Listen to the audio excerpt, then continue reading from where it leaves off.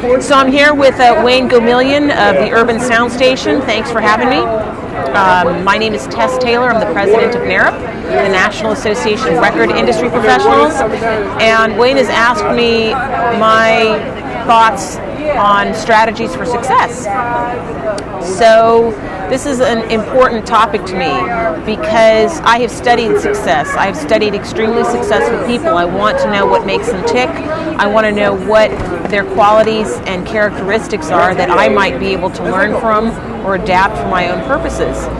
Because we all want to be successful. We all want to work hard and be recognized and not just earn a paycheck, work in an office, 9 to 5, and have our souls sucked slowly from our bodies and then go to an early grave. I mean, that's probably the greatest fear of my life, is that I will be lying on my deathbed and look back and have lived half a life instead of going out and doing exactly what I want. So one of the strategies is first have a bit of a goal in mind, to know what it is you're trying to accomplish.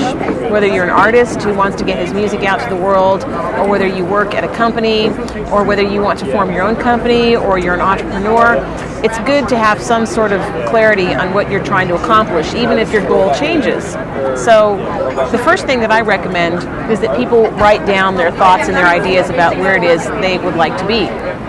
And for myself, I think that writing goals down is so important that I carry mine with me at all times. I keep them here in my wallet. They're right here. Very small print. And I don't know that you can read them, but that's not necessary. These are my goals, okay? And they change and I update them quite frequently. For example, one goal is to travel the world and have other people pay for it, and that's been working really well. Another goal is to finish my book, and I've gotten several chapters of it done. I want to grow my business in various ways and to live a very satisfying life. Having goals is very important, writing them down. The next thing I would say is to surround yourself with very good people, which you start out with by eliminating, firing, and kicking to the curb all of the losers and the clowns and the depressives and the people who bring you down and who get in your way. All right?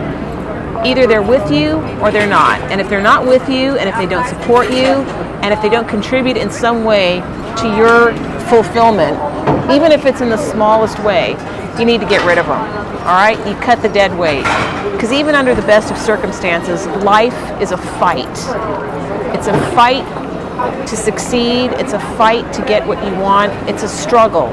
Even if the struggle is largely with yourself, and to discipline yourself to do the things that you need to do.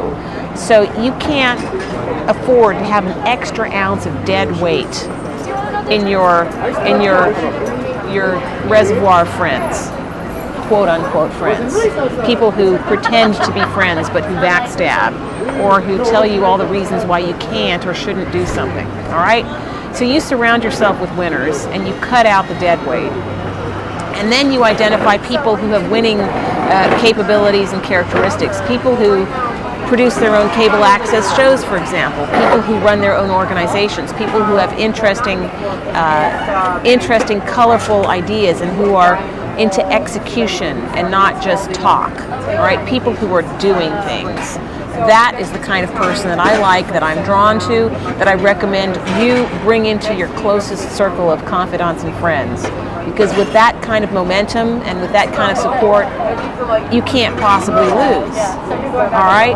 So that's my second strategy, is get rid of the dead weight and bring good people close to you. Always be on the lookout for smart, ambitious, successful, upbeat, optimistic, disciplined, interesting, and creative people to bring into your closest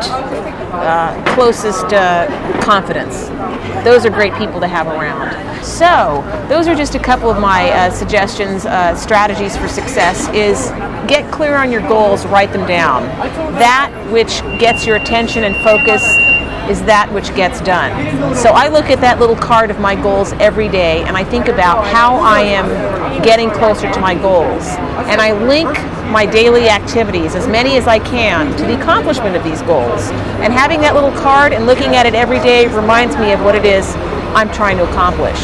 Number one. Number two, get rid of the dead weight and bring good people close to you. Thank you very much. Enjoy this. All right.